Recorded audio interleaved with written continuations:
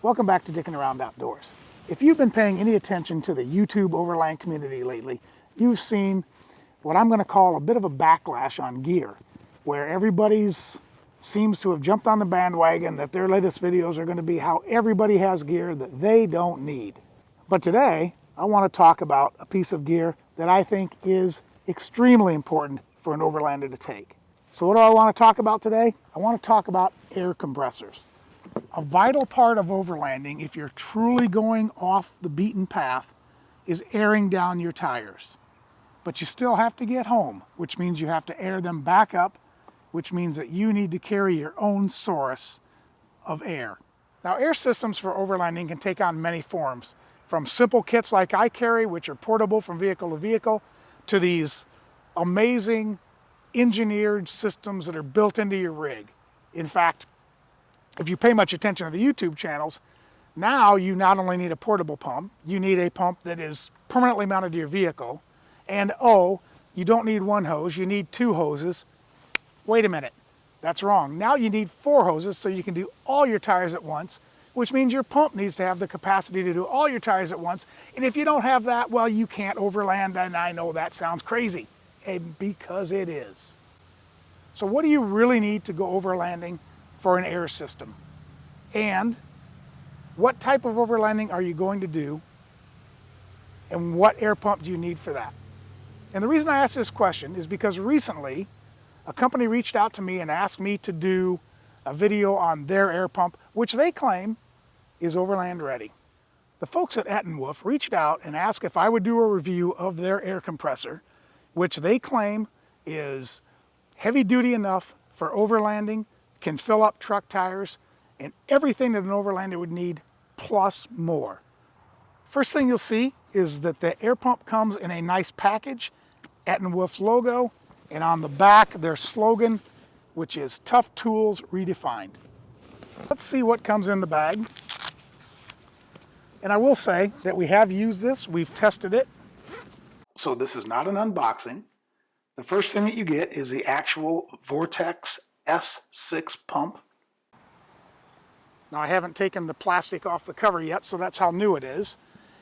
You also get an air chuck that clamps onto the valve stem that allows you to fill the tire and also to release the pressure from the tire. It's got an air release on it.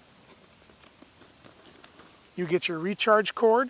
It's USB-C, a wall block, a quick guide to getting started, and the owner's manual. And something somewhat unique, you get a calibration certificate that's signed by one of their technicians that's tested each unit separately and tells you where it sits relative to the standards that they've set for this unit. The pump itself is relatively lightweight. It's a nice looking unit. It comes with both a high pressure hose that wraps around and has a storage, and a low pressure, high volume hose. So this can be used for things like tires, as well as your air mattresses, everything that might need air. And it has a port for both inflating and deflating. So if you've ever used something like an air mattress or our Cocapelli inflatable kayaks, you know that sometimes getting the air out of them is pretty difficult before you put them away. So having the ability to deflate an item is really handy. It makes packing up and getting going much nicer. The unit also comes with a storage area and the attachments to fill up larger items with large fill holes, something like a basketball. If you're at the beach and you have this in your car and your volleyball or whatever is low, you can use this. It also has an attachment that allows you to utilize the clamp-on valve stem tool with the high pressure hose. So let's talk about some of the features of this unit. Before we actually use the machine and I talk about my experience with it, let me tell you a little bit about the unit. The unit has a 19,200 milliamp hour battery, and I'll explain what that means for an overlander when I get to the performance issue. The unit specifies that it has a 100% duty cycle, and that's important because what that means is that you can fill up a tire without having to let the unit cool down. It'll go ahead and do the entire tire. You can move on. It also means that you can do multiple tires without having to let the unit cool down and take a break. It doesn't specify at what pressure it has a 100% duty cycle, but for everything that I've used it for, it's been fine. It is cordless and rechargeable. That's nice. On my other unit, you have to attach it to the battery for its power. Now, there are advantages to that, of course, but for something that you can throw in the back of your truck, this being cordless with a relatively large battery is a nice feature. It will operate up to 160 psi, which is quite high. I can't imagine what you'd be filling up at home at that kind of pressure. Okay, operationally, this unit couldn't be simpler. You turn it on by pressing the start pause button, and that lights up your display. Right now, the display is showing me in truck mode. The pressure setting I have for truck mode, because I use this on my Raptor, was 41 pounds. And currently the pressure reading is 0 because we don't have it attached to anything. It also gives your battery performance. Right now we're fully charged at 4 bars. So other modes that this has, it has an RV mode, a ball mode, just a mode where you want to use it for pressure, bicycle, which I messed up, I don't put my bikes to 35, and an auto mode. And what that is for each one of those modes, you're able to preset the pressure. So for example, right now in auto, I'm going to set that to 32 pounds. If you don't set it, it will automatically go to 35 in both the auto and the truck mode. And what's nice about that is this unit will then remember the level that you set it on the next time you turn it on. It doesn't automatically reset to the factory preset.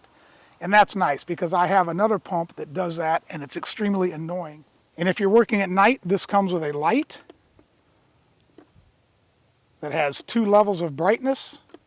Your strobe, I guess if you want to put somebody into a seizure, as well as sort of an emergency flasher. And depending on where you are, you can change the units. Right now we're in PSI. You can also do bar and KPI. So depending on where you are in the world, you can set this accordingly. So now let's talk about the performance. Our Jeep tire is aired down. We have been running it, so it is currently at 21 pounds. We're going to add 15 pounds back into this. We're going to take it up to 36. So the first thing we need to do is we need to set our pressure to 36. So we just turn the dial. All right, we're at 36. We're going to go ahead and unspool the high pressure hose. Now this is the length of the hose, so you do need the unit close to the tire, which is not a big deal. We're going to go ahead and simply screw this on. We're not using the quick connect. So you simply screw that onto your valve stem and you hit the start button. And as you can hear, the unit does make some noise. It's about 82 decibels, but as an air pump goes, it's not horribly loud.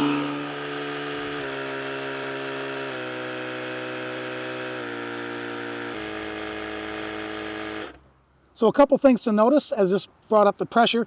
It does have logic in it that as it gets close to the preset pressure, it slows down, which does take a little while at this last 3/10 to get to it. But I'm usually off doing something else and letting the pump do its work. The other thing is it does tend to overfill slightly from the preset, so you might want to set it a little bit lower. So does the Etenwolf Vortex S6 live up to its claim that it's sort of heavy truck ready?